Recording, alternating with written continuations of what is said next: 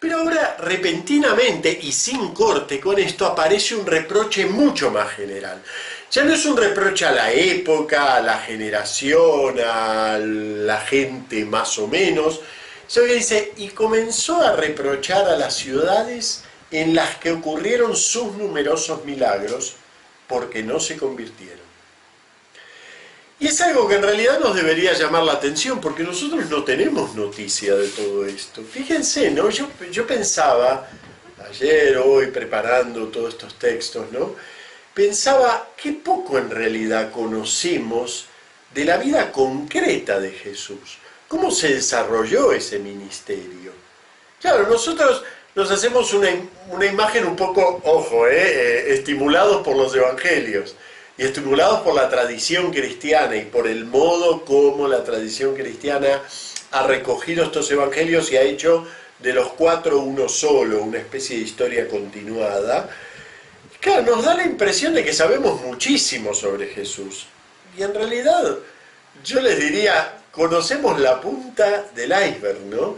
Cuando van los historiadores, al estilo de Meyer, bueno, de cualquiera, de Tyson, cualquiera de estos grandes investigadores que tratan de reconstruir la historia de Jesús y nos empiezan a poner cuestiones sobre Jesús que nunca se nos habían ocurrido, desde cosas como qué idioma hablaba hasta cuestiones de si tenía o no tenía una propiedad, una casa, como da la impresión que ya se los he señalado, ¿no?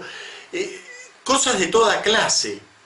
Hasta Mayer hace la pregunta, bueno, ¿sería casado Jesús? ¿Por qué no?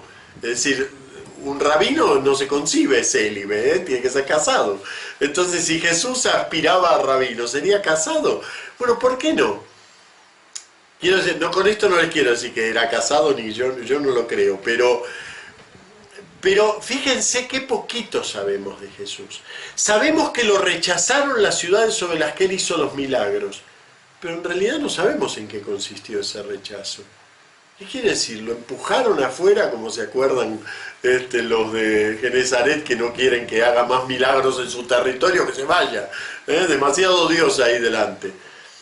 ¿Lo echaban? ¿O simplemente es que no se convertían? ¿Qué esperaba Jesús de sus milagros? Fíjense, sabemos poquito. Es un dato importante tener presente esto, porque en realidad nosotros muchas de las cosas que enseña Jesús las deducimos contextualmente de lo que creemos saber de él, pero si sabemos este poquito, hay muchas cosas sobre las cuales deberíamos suspender un poco más el juicio. Por ejemplo, su actitud ante la ley. Fíjense, hoy nos toca específicamente eso, porque después de esta invectiva viene una sección preciosa, la revelación de la obra de Dios en Jesús, y luego viene una discusión sobre el sábado.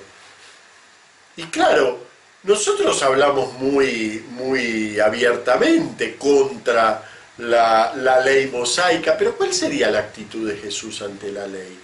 No es tan clara, Nosotros quizás hacemos demasiada mezcla entre San Pablo, un antilegalista, y San Mateo, que ya nos demostró que tiene una línea muy particular, No he venido a abolir la ley, sino a llevarla a su plenitud. O sea que fíjense, todo lo que vamos a leer es una puntita de algo que supone una vida, una vivencia de Jesús que nosotros no tenemos.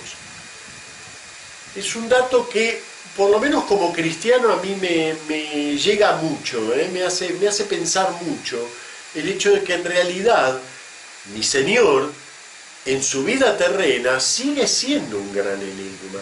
Y fíjense cómo a lo largo de la historia se ha querido suplir esto con revelaciones privadas de toda clase, hasta llegar a las minuciosas descripciones del parterre que tenía la mamá de Jesús en su ventana, en las revelaciones de María Valtorta, ¿no? Hay varias de la misma clase, pero fíjense, si tenemos que recurrir a eso, que desde luego es yo diría, es una mistificación, si Dios hubiera querido eso, lo hubiera dado, No necesitaba esperar 18 siglos para contar en el parterre, en la ventanita.